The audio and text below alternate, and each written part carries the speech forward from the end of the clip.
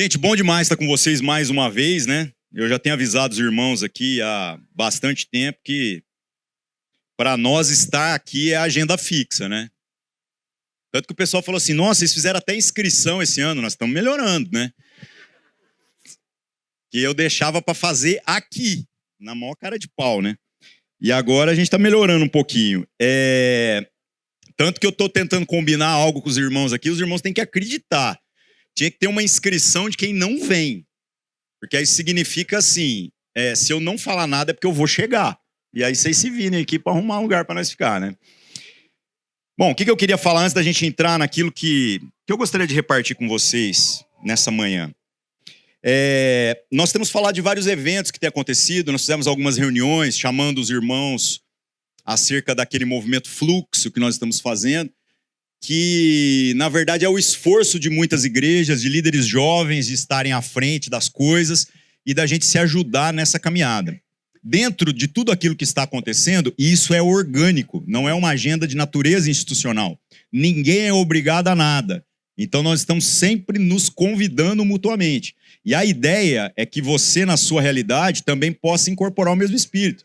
Ao invés de você fazer um acampamento da sua igreja, uma conferência da sua igreja, comece a pensar em todo o ministério. Os irmãos de Ituiutaba já pegaram a veia desse negócio, a coisa está em outra proporção. Não é mais nenhuma conferência de homens ou de mulheres de Ituiutaba. É a conferência do Ministério Sal da Terra. E o resto do ministério que lute para se deslocar, né? Ou vocês estão achando que a coisa é entre Uberlândia e Goiânia? Pelo amor de Deus, né? Nós somos um ministério que funciona a partir das pontas. Então, todos que estão em linha de frente, nós temos responsabilidade com o todo. E nós, lá em Uberlândia especificamente, a congregação onde eu pastoreio, que é o Manifesto, vamos promover um acampamento. Nós queremos estender essa agenda para vocês.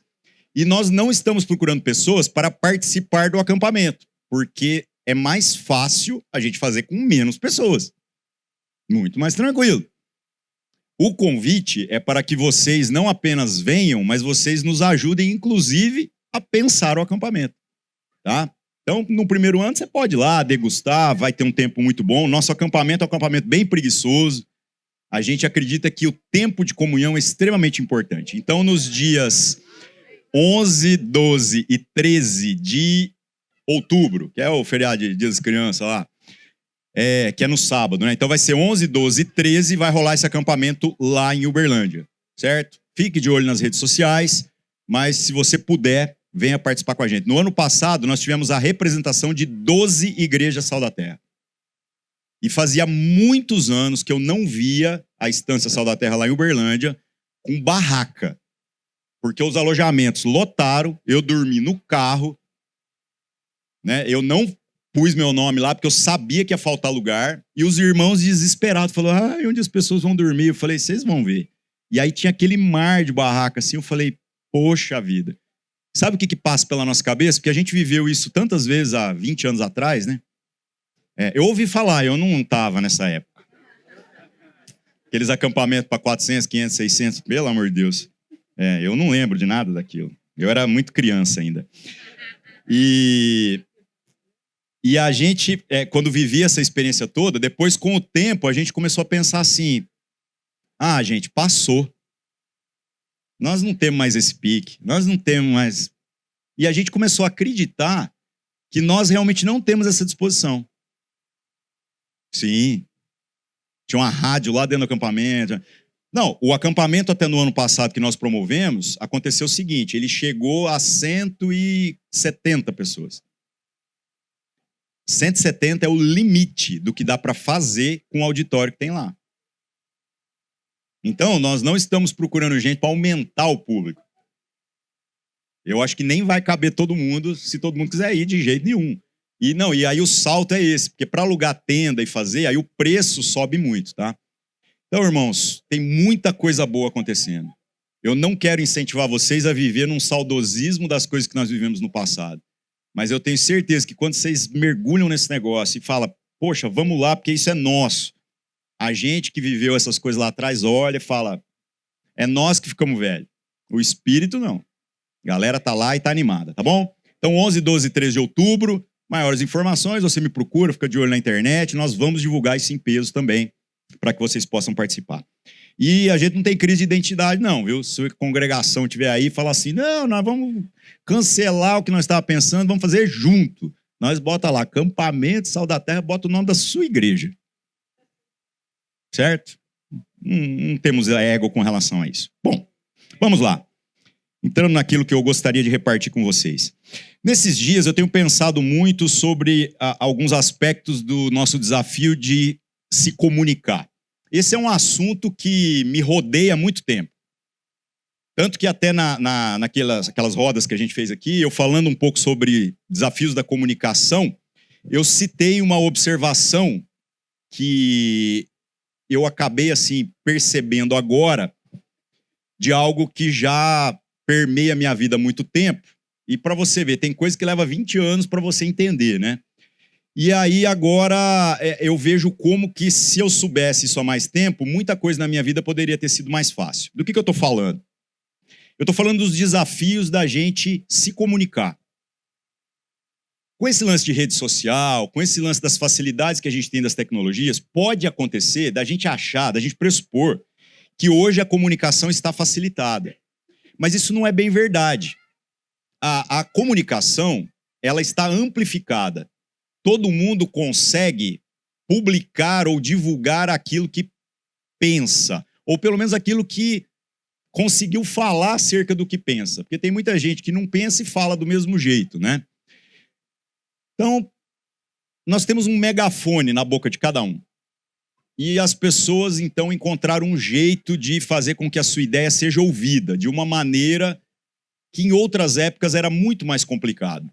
Só que o que acontece? Acontece que ao mesmo tempo que nós estamos vivendo essa realidade, a gente tem o desafio de compreender que onde todo mundo é influencer, onde todo mundo acredita que tem um papel de ser um influenciador de massas, ninguém é influencer. Onde todo mundo é relevante, na verdade não há relevância nenhuma. Onde todo mundo fala para as massas, ninguém fala nada. É a percepção que você vai tendo. Quando eu me converti, nos anos 90, eu tive uma dificuldade muito grande com a Bíblia. E muita gente já ouviu essa história. Porque as Bíblias, não tinha NVI. As Bíblias que se usava na época era João Ferreira de Almeida e basicamente duas versões. Ou a Almeida Revista e Corrigida, que essa é raiz mesmo. Eu penso a Bíblia Revista e Corrigida até hoje.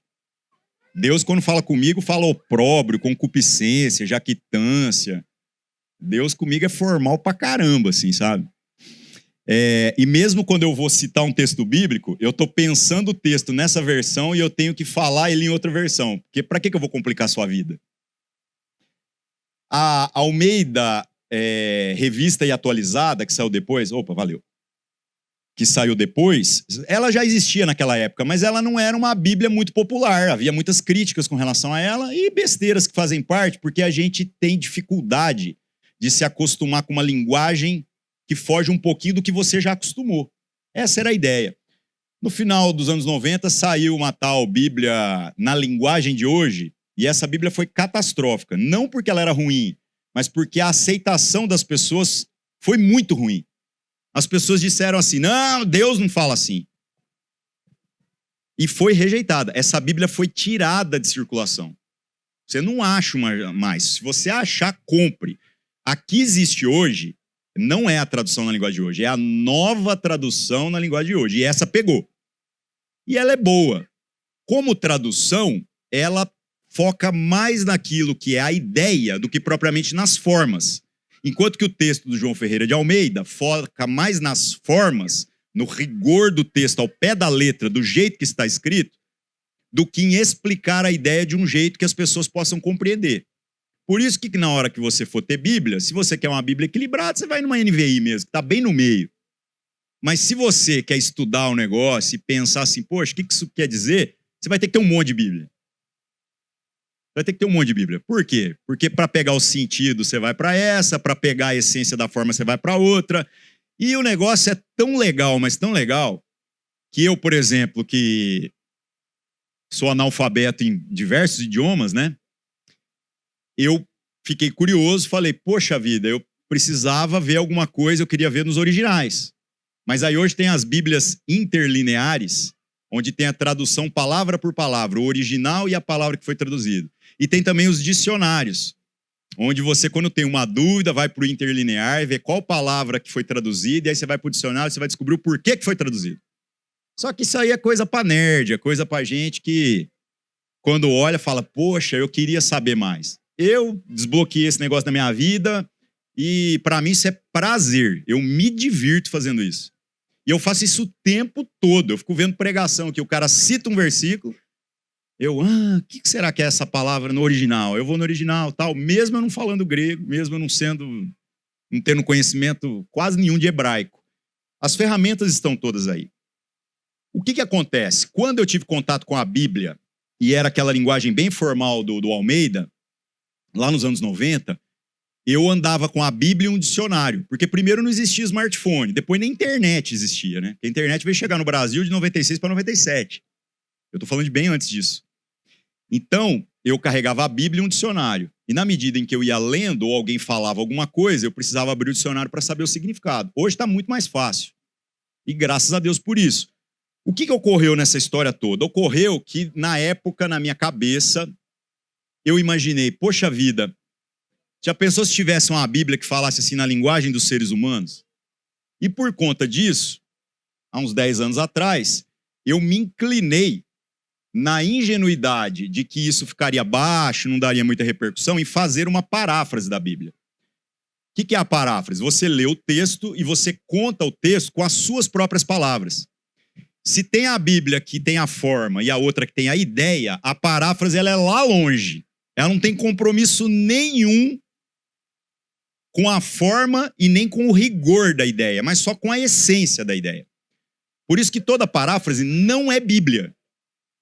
Mas ela pode ser um auxílio, pode ser um material evangelístico e tudo mais. Há 10 anos eu comecei esse projeto. E eu fiz, tenho isso publicado. Aí você fala assim, não, mas eu não vi. Não é para ver mesmo. Eu vendo ela, mas eu vendo baixo. Por quê? Porque foi muito ruim na ocasião quando começou a bater televisão na porta da minha casa. E meu filho, agora que tem 13 anos aí, na medida que ele foi crescendo, ele descobriu no Google que o pai dele existia, antes dele nascer. E aí ele começou a ver as coisas que falaram do pai dele. Inclusive esse piercing aqui no meu nariz foi isso. Ele viu uma foto lá e falou, pai, você tinha um piercing no nariz? Falei, tinha. Eu tirei faz uns 7, 8 anos. Aí eu fui lá e falei assim, aqui ó, tá até guardado. Aí ele, que coisa ridícula. Aí eu falei assim, deixa eu ver se o furo tá aberto. O furo tava aberto, gente. Aí eu botei, ele falou, ficou horrível. Eu falei, então agora eu vou usar. Porque o dever dos pais é envergonhar os seus filhos. Não, aí os filhos ficam tudo careta, né, gente? 13 anos. Eu perguntei pra ele, você não quer tatuar? Não pode, gente. É só depois dos 16 com autorização dos pais, né? Eu queria ver a reação, né? Muito engraçado. Aí os moleques, tá bom, deixa pra lá esse assunto. Eu falei, eu conheço uns caras que te tatuam, velho. Aí, eu me dediquei a fazer uma paráfrase e eu fiquei deslumbrado com o resultado que se ofereceu. Porque até hoje tem gente que fala assim, o seu trabalho da paráfrase da Bíblia é extremamente eficiente para ser usado no sistema carcerário, na cadeia mesmo. Os caras falaram assim, porque você fala igual um cara da cadeia. Eu falei, obrigado, embora eu não sei se é um elogio. Com morador de rua eu entendo, né? Por quê? Porque talvez se Cristo não tivesse me alcançado, eu seria um deles. Engraçado pensar isso, né? Mas o vício, às vezes, é mais da rua ou de uma certa liberdade do que de outras coisas. E as pessoas vão usando, com ateus, com pessoas que não falam ou não entendem o que os crentes falam. Então o negócio dá muito fruto, o negócio é extremamente eficiente. E eu comecei a pensar muito a respeito dessa questão da nossa comunicação e da nossa linguagem. E o que eu tenho refletido nos últimos tempos é que, na verdade, o meu trabalho tentando fazer uma paráfrase ou tentando explicar alguma coisa que tem um valor eterno e está registrado nas Escrituras, de um jeito que faça todo sentido agora, é um trabalho completamente descartável. Porque o meu texto, que foi começado há 10 anos atrás, quando eu fui imprimir, eu tive que corrigir um tanto de coisa. Pois haviam expressões de 10 anos atrás que não fazem o menor sentido hoje. Aí eu tive que mudar um tanto de coisa. Então, daqui 10 anos, esse texto vai ser uma mera curiosidade de uma imbecilidade que um cara fez na internet e que não vai ter relevância nenhuma, não vai falar com ninguém. Esse é o grande desafio da comunicação. E é engraçado que, podendo Deus fazer com que a comunicação das virtudes do Evangelho, do reino de Deus, dessa salvação que nos alcança, estivesse registrada através de um material como o do Antigo Testamento, se bem que até o Antigo Testamento enquadra no mesmo padrão. Dizem que o Pentateuco, né, os 5 primeiros livros da Bíblia, embora ele tenha sido escrito por Moisés, e provavelmente não é nem de punho, é Moisés, mas é um escriba que está escrevendo, né? A ideia que os judeus têm é que esse texto teria sido ditado por Deus, palavra por palavra. De fato, nós não sabemos se é assim que se cumpre, mas eles têm assim um apreço por aquele texto e pelo significado de cada coisa que é impressionante. Agora, o Novo Testamento, Jesus, ele era alfabetizado, tanto que ele começa ali seu ministério abrindo o livro de Isaías e lendo um pedaço para todo mundo, né? E ele fala, hoje se cumpriu essa palavra aqui. Mas Jesus não escreveu nada de próprio punho. E ele fez isso por quê? Porque a ideia é que esta mensagem se tornasse viva a partir da vivência de homens e mulheres que foram chamados pelo Senhor para conhecê-lo pessoalmente. E nós não somos aqueles que são os administradores dessa salvação. Nós somos aqueles que são testemunhas dessa salvação. E é fantástico esse jeito, porque nós temos a capacidade, então, de testemunhar em qualquer época ou em qualquer lugar ou situação que a gente tiver, a partir daquilo que é o que nós somos e o que nós compreendemos dentro da cultura. Ou seja, cada um de nós se torna a palavra de Deus viva e encarnada, de modo que você é a Bíblia que as pessoas inicialmente vão ler. E quando as pessoas chegarem até você, você precisa deixar absolutamente claro que o poder ou tudo que está acontecendo não está em você, você é só a testemunha. Então você não fará discípulos para você mesmo. Você vai fazer discípulos para Jesus. Você vai mostrar o caminho das pedras para as pessoas e elas vão chegar até lá. Só que para fazer isso, você tem que se comunicar. E aí entra o grande problema. Por quê? Porque uma coisa que o religioso sabe fazer desde que o mundo existe, isso não é novo, não. É ele pressupor que quando ele se coloca diante de Deus, ele deve seguir um determinado rito. É óbvio que existem coisas que têm razões pedagógicas para que a gente viva. Dentre elas, aquilo que nós chamamos de sacramentos. Há instruções sobre como a gente deveria ter feito isso e como a gente deve fazer, exatamente para que nós não venhamos a perder o valor e o significado que isso carrega. Outras coisas, parece que Deus não tem o mesmo rigor de preocupação, como, por exemplo, o culto. E hoje em dia a galera está se matando por causa de qual culto que é o mais certo. Quando Deus quer ter rigor na comunicação, ele explica como é que faz uma arca com um padrão de detalhes tão grande, mas tão grande, que quando você pega a descrição da Arca de Noé, que está na Bíblia, e constrói, ela funciona. Tanto que existem arcas construídas. Tem uma nos Estados Unidos, que virou um museu. Essa está em solo, né? Mas teve uma que foi construída no Reino Unido e era para ela atracar no porto na abertura das Olimpíadas. Mas as pressões hoje anti-religião, né? Acabou proibindo porque disseram que seria um desrespeito com as outras religiões. Mas um sujeito lá construiu, ele só não fez com ferramentas manuais, ele fez com ferramentas elétricas, né? Ele construiu uma arca nas proporções do que o texto diz. E a arca flutua. Como pode um texto escrito lá, uma referência de mais de 1000 anos antes de Cristo, trazer uma engenharia naval dizendo qual madeira, como que vai calafetar ela, como a dimensão e o negócio flutua e aguenta o tanto de peso que o texto descreve que poderia colocar dentro. Isso é fantástico. Da mesma maneira, a construção do tabernáculo, antes de ter o templo. Deus fala assim, ó, vocês vão fazer uma tenda, mas a tenda tem que ser assim. Aí fala como que é a tenda, qual que é o material, qual que é o tecido, como que monta, como que desmonta, quem que carrega, quem que não pode carregar. Aí tem a arca. A arca é assim, assim, assim, assim. Quem pode carregar, quando pode carregar. Se alguém botar a mão fora da hora, vê um raio e fulmina o cara. E aconteceu, viu? Várias vezes. Olha o rigor de Deus. Agora, quando chega no culto, é engraçado. Nós temos algumas referências do Novo Testamento, principalmente nas cartas aos Coríntios. Mas tem mais referência do que não fazer do que o que fazer. E, no entanto, a gente fica brigando por conta disso. É óbvio que a própria tradição traz para nós algumas referências que não podem ser desconsideradas. Mas o grande propósito do culto é a gente entender o que nós, como família, estamos aqui fazendo juntos, celebrarmos uma adoração coletiva, ao mesmo tempo meditarmos naquilo que seria um ensino da palavra e a comunhão. O viver juntos, o partilhar. Então o culto não pode terminar nesses ajuntamentos. Eles precisam se estender ao longo de toda a nossa vida. Só que isso tudo é para quem já está dentro da igreja. Como nós podemos cumprir esse ide do Senhor e sermos a referência do reino de Deus para toda a humanidade, se tudo isso que a gente está fazendo basicamente conversa e comunica apenas com aquele que já entendeu o negócio?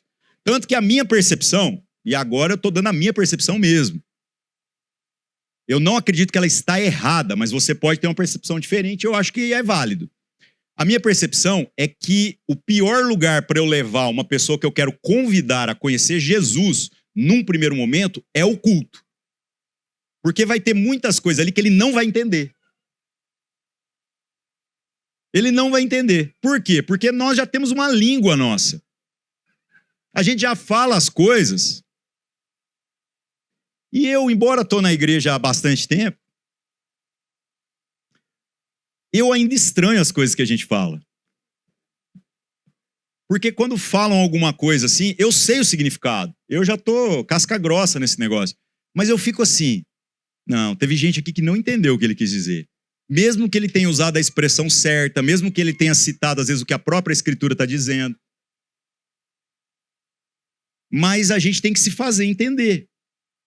A beleza desse negócio todo é que a maneira pela qual Deus decidiu ser conhecido é através da nossa vida. Então nós temos a Escritura como essa referência suficiente para que a gente conheça a pessoa de Jesus. Temos os meios de graça, a palavra, a oração, a comunhão, o culto, essas coisas todas para a gente viver. Mas no final das contas, o que é a nossa responsabilidade no cumprimento dessa missão é sermos essa voz de Deus que vai ser compreendida pelas pessoas claramente. E aí está a beleza do negócio, porque Deus, ao invés de engessar o negócio, ele resolveu usar a voz de cada um de nós aqui. De modo que o púlpito que eu posso ocupar na igreja pode ser, em termos de evangelização, de anunciação da vontade de Deus para a cidade, o púlpito menos relevante. Menos relevante. E pode ser que muita gente que está estudando e tal, e o cara fala, poxa, eu acho que eu quero ser um pregador. Ele olha a gente falando aqui na frente e pensa assim, nossa, eu quero aquele lugar para mim. Na boa, meu irmão, pode levar.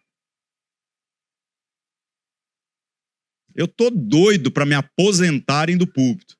Aliás, lá na minha congregação tá até uma piada, eu prego uma vez no mês. E eles têm que insistir ainda.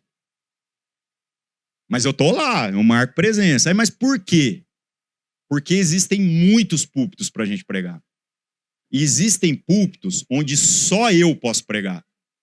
Porque quando a minha voz é colocada lá, ela é compreendida e ela é respeitada.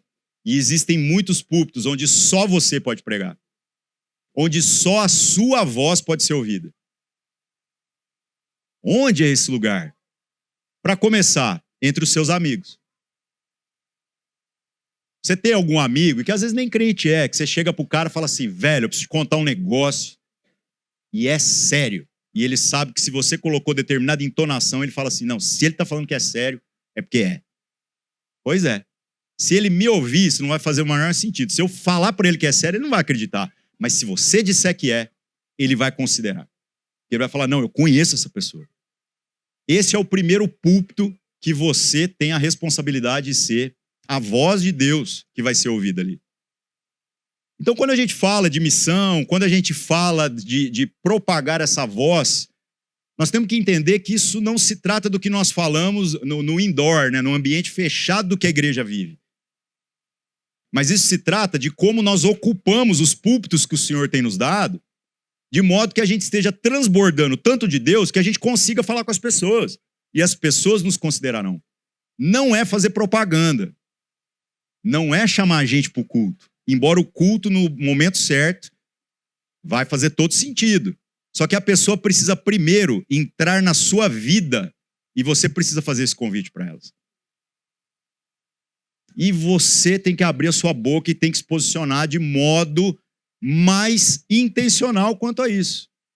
O segredo para fazer isso é, primeiro, se encha de Deus, a ponte está transbordando por todos os poros. E segundo, aprenda a dominar a linguagem dos lugares onde Deus já te colocou. Fale a língua dos homens. A gente quer falar a língua de anjo. E amém, irmão. Mas os anjos já são crente. E os que não são, porque tem uns que não são, não sei se você já ouviu essa história, 1/3 deles não vão converter. Então, embora isso tenha lá o seu valor espiritual e tudo mais, você pode estar orando no espírito para com Deus, amém, irmão. Mas a própria palavra diz que é para você exercitar qualquer tipo de espiritualidade que não é inteligível dentro do quarto com porta fechada entre você e Deus. Mas na hora que você for abrir sua boca na vivência do que nós estamos agora experimentando na vida, que as suas palavras sejam claramente entendidas. E você tem a responsabilidade de falar do jeito que as pessoas entendem. Eu quero ler um texto com vocês que está em Eclesiastes, capítulo 5. Nós vamos ler os primeiros versículos aqui do capítulo 5. Um texto fantástico, texto escrito por Salomão, que nas suas viagens e os seus devaneios aqui, tira conclusões fantásticas. Conclusões que a gente pode aprender com aquilo que ele já meditou, com aquilo que ele já concluiu. E nós precisamos tomar isso para nós com a devida consciência e responsabilidade para que a gente possa cumprir a nossa vocação. Vocês sabem onde é Eclesiastes? Galera do celular sabe, né? É Salmos, Provérbios, Eclesiastes. Lá atrás, tá? Vamos lá. Eclesiastes 5, verso 1. Só já fazer um adendo antes de entrar para o texto. Aqui vai falar santuário. O cara está falando no Antigo Testamento, se referindo a elementos que existem naquela situação. Mas entenda que, como palavra de Deus, o significado precisa ser visto em termos de eternidade. Tanto que, onde é o santuário onde Deus habita hoje? É no prédio da sua igreja? Ou é na igreja? Quando Davi quis construir esse prédio aqui, o próprio Deus falou para Davi, falou assim, Davi, deixa eu te explicar. A terra é o lugar onde eu apoio meus pés. Que prédio que o homem pode construir que me cabe dentro? Ou seja, ele já falou assim, Davi, você está viajando na maionese. Essa ideia sua de construir um prédio não faz o menor sentido. Mas eu vou deixar vocês fazerem e mais para frente vocês vão entender por quê. Esse prédio foi feito para ser destruído. Esse prédio foi feito para que depois a pedagogia do processo trouxesse a consciência de que o lugar em que Deus decidiu habitar não foi construído por mãos humanas, que é a sua igreja. Então vamos lá, Eclesiastes 5:1. Quando você for ao santuário de Deus, não é o prédio, seja reverente, pois quem se aproxima para ouvir é melhor do que os tolos que oferecem sacrifício sem saber que estão agindo mal. Opa! E a gente é bom para falar, né? Isso já foi dito aqui até pelo César. Verso 2. Não seja precipitado de lábios, nem apressado de coração para fazer promessas diante de Deus. Deus está nos céus e você está na terra, por isso fale pouco. Ué, peraí. Na igreja lá vivem falando, não, a gente tem que orar mais, tem que orar mais, tem que orar mais, e agora aqui a Bíblia está mandando eu falar pouco. Vamos lendo. Verso 3. Das muitas ocupações brotam sonhos, e do muito falar nasce a prosa vã do tolo. Mas quando você fizer um voto, ou seja, empenhar uma palavra, cumpra-o sem demora, pois os tolos desagradam a Deus. Cumpra as suas palavras. É melhor não empenhar palavra do que empenhar e não cumprir. Não permita que a sua boca o faça pecar. E não diga ao mensageiro de Deus: a minha palavra foi um engano. Por que irritar a Deus com o que você diz e deixá-lo se aborrecer com aquilo que você realizou? Em meio a tantos sonhos absurdos e conversas inúteis, tenha temor de Deus. Eu fui mergulhar um pouquinho no sentido que os próprios originais e os comentaristas bíblicos trazem para esse texto. E eu fiquei surpreso que a ideia do não falar muito não é quantitativa, mas é qualitativa. E fazendo a conexão entre esse desafio de se colocando diante de Deus, falar um pouco menos de besteira e ao mesmo tempo a responsabilidade que a gente tem de que as pessoas compreendam o que nós somos chamados para viver, para que elas tenham um testemunho fiel de quem Deus é. Então você tem que falar muito num contexto e parece que no outro falar pode ser um problema. E a conclusão que eu tenho chegado sobre isso é que sabe qual que é o grande abismo entre esses dois assuntos? O problema, por ser até qualitativo e não quantitativo, é com que voz a gente tem falado. Tanto diante de Deus quanto diante das pessoas. Pois se você incorporar o nosso dialeto evangélico e começar a falar glória a Deus, amém, aleluia, e começar a falar como um crente, e você for conversar com os seus amigos que te conhecem desde que o mundo é mundo, que não são crentes, os crentes já vão entender, a gente já está vacinado, nós já temos um filtro aqui que traduz. Mas quando você for falar com as pessoas, se você não falar com elas com a sua voz, os seus amigos terão a sensibilidade para saber que isso que você está dizendo não é verdade na sua vida. A crítica não é com relação à forma. Você pode falar cheio de aleluia e glória a Deus sem problema nenhum. Mas isso precisa primeiro ser verdade na sua vida. Porque o seu amigo sabe te ouvir e ele sabe quando você está falando a verdade ou quando você não está. Senão ele não é seu amigo. E ele não precisa nem ser crente para saber isso. É incrível. Para piorar o negócio, qual é o nosso problema das nossas orações? E é o que o texto aqui está condenando. Nós estamos orando a Deus com vozes que não são nós. Nós não estamos orando a Deus com a sinceridade da nossa voz. Nós não estamos dizendo o que nós realmente pensamos ou sentimos. E exatamente por conta disso, nós estamos mais enchendo o saco de Deus do que propriamente tendo uma relação de alguém que foi chamado para ser filho, mas parece que nunca chega lá. Você tem que aprender a ser sincero. Porque não adianta se colocar diante de Deus e começar a fazer aquele tanto de oração. Gente, quantas coisas eu pedi para Deus, que aí depois passava um tempo eu falei assim, Deus, eu tenho até vergonha de ter pedido isso. E quem dera tivesse sido um erro genuíno, onde eu pedi de todo o coração, mas com imaturidade, mas muitas vezes eu pedi coisas simplesmente porque disseram para mim que isso era importante e por isso eu estava pedindo. Complicado. Você começa a tentar fazer uma oração bonita e você deixa de fazer uma oração sincera. Você despreza a importância da sinceridade e de ter a sua voz ao falar com seus amigos e ao falar de Deus com seus amigos na linguagem que vocês falam e por conta disso você aprende a viver nessa fala falsa. E daqui um pouco você está vestindo de crente e incorporando essa voz que não é sua na oração e na comunhão e na pregação e na evangelização. Isso é o segredo para o fracasso.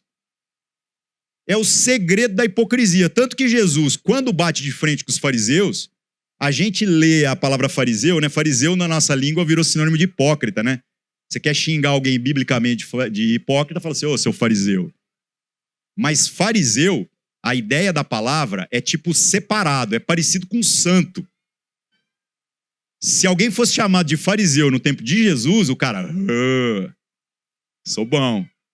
Porque eles eram a elite espiritual. Eles eram o que havia de melhor ali em Israel. Eram os melhores, sem brincadeira. Aí o que Jesus fala? Jesus fala assim, ó, escutem tudo que eles ensinam, mas não façam o que eles fazem. Porque eles atam fardos pesados sobre as costas das pessoas e não ajudam a empurrar nem com o dedo. Jesus está elogiando o ensino do fariseu. Quando você ora a Deus, ou quando você conversa com as pessoas, sem usar a sua voz, você está sendo igualzinho os fariseus naquilo que eles têm de pior. Tudo que você está falando pode parecer verdade. Mas acredite, as pessoas não são tão bobas quanto você pressupôs. Instintivamente, elas saberão o que é verdade e o que não é. Se você se colocar diante de Deus e diante das pessoas com a sua própria voz, não, mas a minha voz é ruim, mas é essa mesmo que Deus quer ouvir. E é essa mesmo que seus amigos precisam ouvir. Sabe o que vai acontecer? As pessoas vão ouvir isso aqui de palavra, mas vão entender isso aqui. Agora, incorporar um discurso desse tamanho, que foi decorado, mas não foi interiorizado e materializado na sua própria existência, vai ter um monte de palavra que no final não vai trazer entendimento nenhum. Não vai trazer. E agora o pulo do gato para você dar um salto nesse negócio e começar a discernir claramente a dimensão desse chamado para a sua vida. Você confessa os seus pecados a Deus? E aí eu pergunto, para quê? O que você pode contar para Deus que Deus já não saiba? Já pensou nisso? É um paradoxo, né? Não, mas a Bíblia insiste. Confesse seus pecados a Deus e sejam perdoados. Confesse uns aos outros e sejam curados. Mas o que eu vou contar para Deus que Deus já não sabe? Eu estava lendo Santo Agostinho esses tempos e ele começa o livro dele que chama Confissões. Um livro não, é uma lapa, né? Outro texto gostoso de ler. E eu tinha lido isso, sei lá, uns 20 anos atrás, 25 anos atrás. E eu falava, eu conheço. Aí eu peguei agora, né? Eu tô com 45 anos, peguei para reler. E aí eu fui relendo e falei, nossa, eu não tinha entendido nada do que ele tinha falado. Porque o texto é tão simples que é gostoso, né? Mas aí eu fui relendo e percebi assim, falei, meu Deus, Agostinho foi um homem que teve uma sinceridade diante de Deus constrangedora. Constrangedora para mim. Olha só, você quando se coloca diante do Senhor, confessa os seus pecados, e ele começa as confissões dele com isso. Ele fala assim, Senhor, eu devo te adorar para te conhecer, ou eu tenho que te conhecer para adorar? Porque o meu medo é que no esforço de adorar, eu acabe adorando alguma coisa que não é o Senhor, e ao invés de cumprir o que o Senhor quer, eu vou fazer o oposto. Então eu estou perdido. E o mais legal é que ele não dá a resposta para esse negócio, porque Deus não deu a resposta para ele, ele também não deu para nós. Ele fala assim, então já que eu não sei, é um livro de tanto de coisa que ele não sabe. Ele fala, eu quero falar sobre o que eu sei. E ele começa a confessar a sua vida. E ele começa de quando ele é um bebê de colo. Aí você fala, mas o que um bebê de colo teria para confessar? Ele não lembra. Como ninguém lembra. Mas ele diz assim, quando eu era um bebê no colo da minha mãe,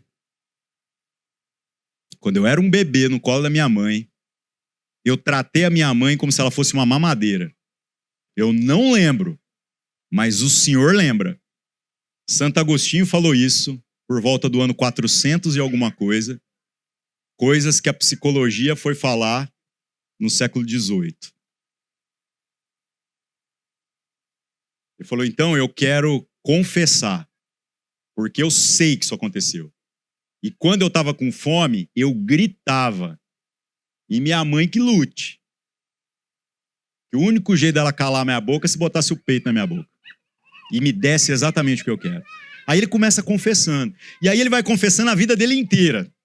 Eu já li uma lapa desse negócio e eu ainda tô nele com 23 anos de idade. Ele se converteu aos 30 e pouco. É fantástico. O que eu quero chamar a sua atenção sobre isso? Você precisa da sua voz por uma razão muito simples. Nenhuma confissão sua será genuína e eficiente se ela não for feita com a sua própria voz. Só que agora o pulo do gato. Sabe por que a nossa vida tem dificuldades assim que parecem intransponíveis, sendo que a própria palavra diz que as coisas já estão resolvidas em Cristo Jesus? Porque nós estamos pensando na confissão apenas daquilo que a gente fez de errado.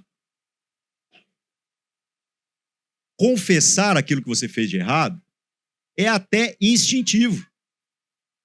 Porque quando você erra com alguém, se você de fato quer desculpas, quer ser desculpado, você tem que ir lá e se colocar numa posição de humildade e dizer, olha, eu errei. E não precisa nem ter Deus nessa história. Qualquer ser humano sabe como esse negócio funciona. Você vai lá e reconhece o seu erro. E pode ser que nós, como cristãos, estamos fazendo apenas esse tipo de confissão para Deus. Só que o que você está contando para Deus que Deus já não sabia? O que você está pedindo perdão para Deus que Cristo já não tenha perdoado com o seu sacrifício na cruz? Logo, o nosso arrependimento e o nosso esforço de confessar os nossos pecados a Deus não é com o propósito de que nós sejamos perdoados, porque em Cristo nós já fomos. Até os pecados que você vai cometer, que você nem sabe ainda, já está pago. Só que, se alguém foi lá na cantina e falou assim, não, sua conta está zerada, seja responsável, viu? Pensa, eu viro para você e falo assim, não, preocupa não, vou pagar a conta de todo mundo aqui. Aí os irmãos vão lá e pedem mais tudo que não tinha pedido, né? Aí eu não vou pagar mais nada. Isso não faz sentido. Quer abusar da graça? Pois é algo que muita gente parece que tem feito. Da mesma maneira, por que eu estou contando para Deus? Porque o que Deus deseja é que eu verbalize o que eu entendi a respeito de quem eu sou e de quem Ele é. E do como essa graça, de fato, ela é preciosa para a minha vida. Então a minha confissão, ela é diante de Deus, mas ela não é para resolver um problema de Deus. É para resolver o meu próprio problema.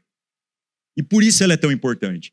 Só que você, provavelmente, se é que nunca fez, você provavelmente não deve confessar a Deus aquilo que você acha que sabe e está fazendo certo. Mas como assim? Você deveria confessar todas as coisas diante de Deus. E com a sua voz. Por quê? Porque colocar aquilo que você acha que sabe e aquilo que você entendeu, já percebeu, e aquilo que você acredita que já recebeu diante de Deus vai trazer um constrangimento que pode ser que até agora você nunca tenha experimentado. Por exemplo, digamos que um irmão aqui, digamos que o Rodrigo pisou na bola comigo. Ele marcou um compromisso comigo e ele não apareceu. Aí, qual é o sentimento do seu coração? Como era algo muito importante para mim, e ele não deu notícia, não deu satisfação, não deu nada. Eu posso estar pensando assim, rapaz, o Rodrigo é difícil mesmo. Como é que o cara marca e fura comigo? É um safado. Pela amizade que a gente tem, essas palavras são por ironia. Mas imagine que elas fossem sinceras. Eu falasse, não, mas o cara é sacana, velho. Marca comigo e nem para mandar um WhatsApp falando, não vou poder ir. Me largou aqui nessa fria. Beleza? Beleza. Então eu estou dizendo que eu sei algo a respeito do caráter do meu irmão por conta de uma experiência que eu tive com ele. Como o erro é dele, ou eu estou pressupondo que é, eu acredito que eu não tenho nada para confessar, afinal quem errou foi ele, não fui eu, né? Então ele pode, se é que ele tem razões, a gente nem falou ainda do porquê que ele não apareceu. A gente pode pressupor que ele tem uma conta para acertar com Deus. Só que eu que estou dizendo que entendi alguma coisa a respeito do meu irmão, será que eu estou confessando a Deus aquilo que eu acho que eu sei? Ou seja, eu vou me colocar em oração e falar o seguinte, Senhor, eu quero orar pelo meu irmão Rodrigo. Por quê? Porque ele pisou na bola comigo. Não, o cara é difícil. Verbaliza isso na sua oração. E a hora que você colocar isso diante de Deus, aí você vai pensar bem e falar assim, opa, será que eu não estou fazendo um juízo sem ter todas as variáveis? Eu não sei se aconteceu alguma coisa, eu não sei se aconteceu outra emergência, eu não sei se ele sofreu um acidente, eu não sei se ele passou mal. Não, Deus, eu quero consertar o que eu estou falando aqui. Eu quero dizer que o Rodrigo não veio e talvez o problema é algo que fugiu do meu controle e da minha informação. O fato de eu confessar aquilo que eu acho que eu sei me confronta, porque na verdade eu não estou contando nada para Deus que ele também já não sabe. Ele sabe tudo que eu fiz de errado e o que eu fiz de certo. Muda a minha relação com o Rodrigo. Pode ser que você tenha a impressão que você é uma pessoa que não tem amigos. E você acredita que isso é um fato na sua vida. Deus, eu não tenho amigos. Você sabe isso? Confessa isso para Deus. Deus, e com a sua voz, viu? Pelo amor de Deus, não imposta a voz para falar com Deus com voz dos outros, não, que esse negócio não vai funcionar. Deus, eu quero confessar ao Senhor que eu não tenho amigos. E aí você vai ver o Espírito Santo começar a falar com você e vai falar assim, e o fulano? E o Beltrano que te liga, que pergunta como é que você tá, mas é você que não... Você tem a preguiça de encontrar com ele. Vai ficar tão ruim essa oração, vai ficar tão ruim essa confissão, que você vai falar assim, Deus, eu preciso consertar a minha oração. Que eu falei que eu não tinha amigos, isso não é bem verdade. Eu não estou sendo amigo de um tanto de gente. E as oportunidades que o Senhor esfregou na minha cara de eu encontrar amigos para essa jornada, eu tenho desprezado. Agora eu estou começando a orar com a minha voz. Deus, a igreja está muito ruim. Você vai falar mal da noiva de Cristo para Cristo. Você tem que orar esse negócio. Não, mas eu tenho certeza que a igreja está ruim. Aí você vai começar a ouvir a resposta de Deus. E aí Deus vai virar e falar assim, então, meu filho, deixa eu te explicar uma coisa. O templo que eu habito são as pessoas. Você não é igreja? A igreja está ruim? Então a culpa é de quem? Ou você, estrelinha brilhante, entendeu alguma coisa que a igreja inteira não entendeu, só você entendeu, e você está dizendo que está todo mundo errado e você está certo, e eu estou pressupondo que está mesmo. E você, ao invés de ir lá e ajudar os seus irmãos, porque se fosse o contrário, você tivesse mal e todo mundo tivesse bem, é a oração lá, Deus, eu não tenho amigos. E seus amigos estão lá, tentando ser seu amigo. E você fica assim, né? Não, mas estou aqui, tão bom, eu não gosto de gente. Agora, quando inverte, ao invés de você pensar assim, não, eu entendi alguma coisa, e aí você tem coragem de colocar isso diante de Deus. Deus, a tua igreja está fazendo um negócio muito errado, eu quero colocar diante do Senhor. Provavelmente o que você vai ouvir de Deus é tipo assim, baixa a bola, calma. Mas imagina que Deus concordou com você, ele fala assim, amém. Você imagina Deus falando amém para sua oração? Deus, me perdoa porque eu sou um homem pecador. Amém. Essa é fácil. Agora começa a confessar as suas certezas com a sua própria voz diante de Deus. Deus, eu tenho certeza que a igreja não está sendo o que ela deveria ser. Deus está falando amém? Se ele não está falando, é porque ele não concorda com você. E se ele não concorda com você, adivinha quem está errado? Mas digamos que ele dissesse amém. Amém, Ari. Você tem razão. Acho que não precisa nem de muita explicação dali para frente. Eu falei, então, Senhor, eu queria pedir que o Senhor me ajudasse, porque eu já entendi que os meus irmãos são meu problema. E eu não faço a menor ideia de como é que eu vou ajudar para resolver esse negócio, como é que eu posso auxiliá-los e tudo mais. Mas como que a gente coloca as nossas orações? Só a parte que nós erramos, mas não a parte que nós acertamos. Exatamente por conta disso, nós vamos interiorizando crises que impedem com que nós sejamos uma voz genuína de Deus na realidade onde a gente está. Porque a gente não está sendo sincero nem consigo mesmo, nem com Deus, e está achando que nós vamos ser sinceros ao falar de Deus para as pessoas. Faça esse exercício. Comece a confessar diante de Deus aquilo que você acha que você sabe. Deus, meu pai não presta, minha mãe é não sei o quê, minha mãe é uma chata. E depois você escuta o que Deus tem para falar sobre a sua oração. Aí você vai ter muita coisa para orar. Toda vez que você achar que você aprendeu uma nova, chega diante de Deus, Deus, eu quero confessar. Eu quero confessar aquilo que eu sei. E aí deixa Deus falar com você. A sua oração não vai trazer nada de novo para Deus, mas vai trazer muitas coisas novas para você mesmo. Porque é vergonhoso falar besteira diante de Deus. Não seja o tolo.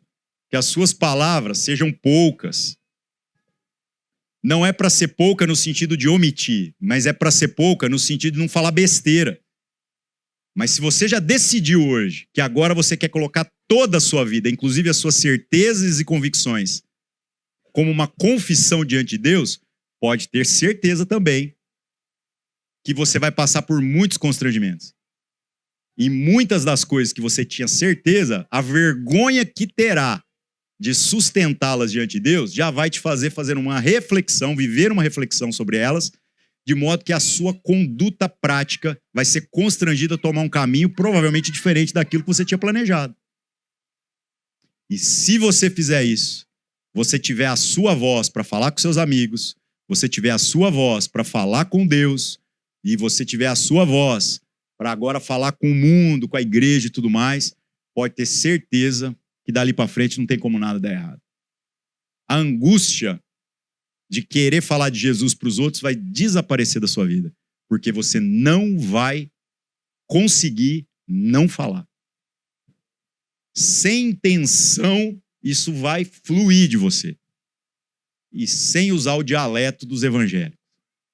Em cada lugar você vai ter palavra, porque vai ser a sua voz. Você não precisa ser eloquente, não precisa ter um curso de oratória, falando do seu jeito, catando milho na Bíblia, com toda a dificuldade. Você vai falar metade e vão entender o dobro. Mas tem que ter a sua voz. Nós somos chamados para ser voz de Deus. Isso não se restringe a culto.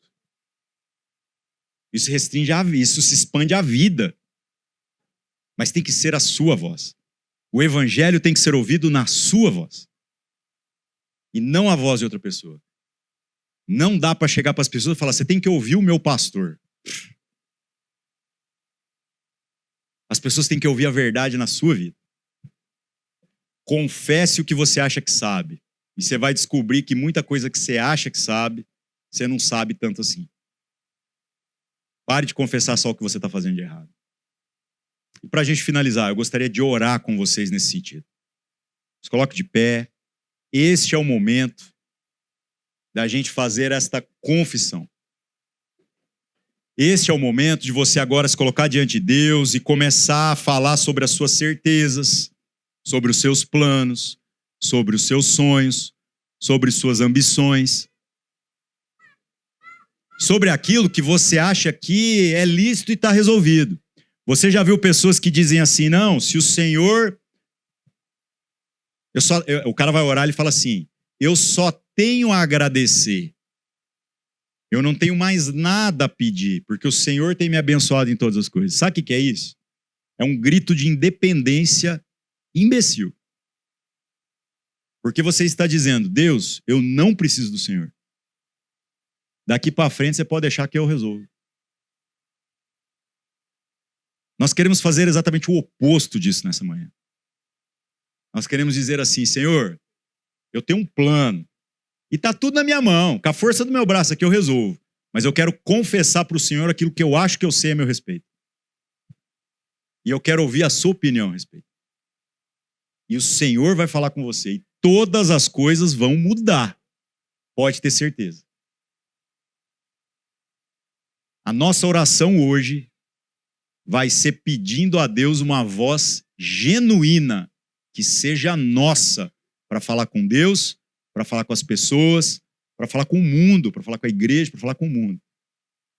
Para a gente parar de usar uma linguagem que não é nossa. Usar palavras que têm uma aparência de religiosidade, mas não possuem essência nenhuma. Amém? Vamos orar, meus irmãos.